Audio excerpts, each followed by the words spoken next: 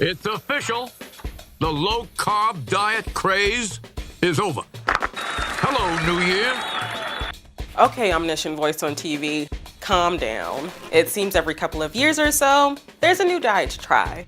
South Beach was popular during the early 2000s, then paleo took over towards the late 2000s. But around April 2017, you can see in this Google trend graph a new diet surpassing it. Celebrities like Halle Berry and Kourtney Kardashian are going nuts for this diet. Keto devotees claim that if you banish carbs and eat lots of fat, your body will start to actually burn fat and you'll lose weight and even reduce your hunger in the process.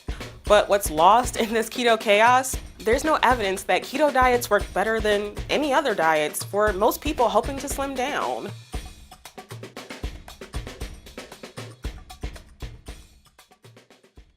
Although keto may be the latest in fad diets, it's had promising results elsewhere. It was used since the 1920s to treat epilepsy. Outcomes from this 2018 study showed its potential in treating subjects with type 2 diabetes.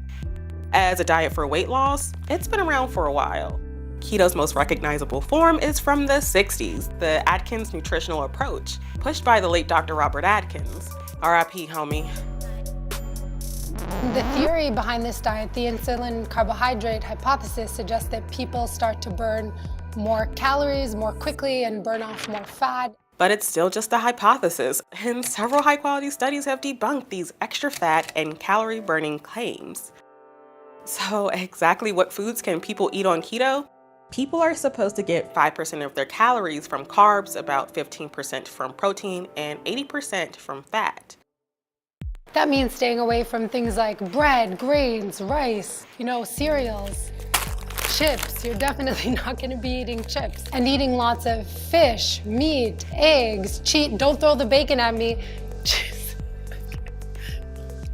Bacon, things like this. The goal is to get your body into a state of ketosis. So basically our bodies are fueled primarily by glucose, which we get from carbohydrates. But when you eliminate carbs and you start to eat lots of fat, instead of burning glucose for fuel, your body starts to burn fat. To get into ketosis, you need to eat less than 50 grams of carbs or 2 slices of bread per day. And of course, eat a lot of fat. Sounds simple, right? Basically eat no carbs and the weight will come right off. Well, actually, there's some evidence in super low-carb diets being effective in appetite control. And low-carb diets like keto can sometimes give people the impression in the short term they've lost fat, when in reality it's rapid water weight loss. Plus, the more extreme a diet, the less likely a person is to stay on track. The average person can't stick with the keto diet for even 6 months. It's especially challenging in a world with temptations of easy, overprocessed, and high-calorie foods at every corner.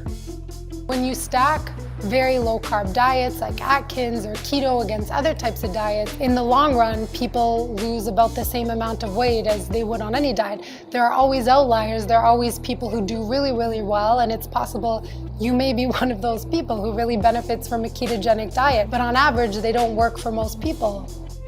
There's some hard truths about losing weight and keeping it off. It's really difficult. It takes a long time. And while keto may work wonders for some, like people with diabetes, the best diet overall is probably one you can stick with.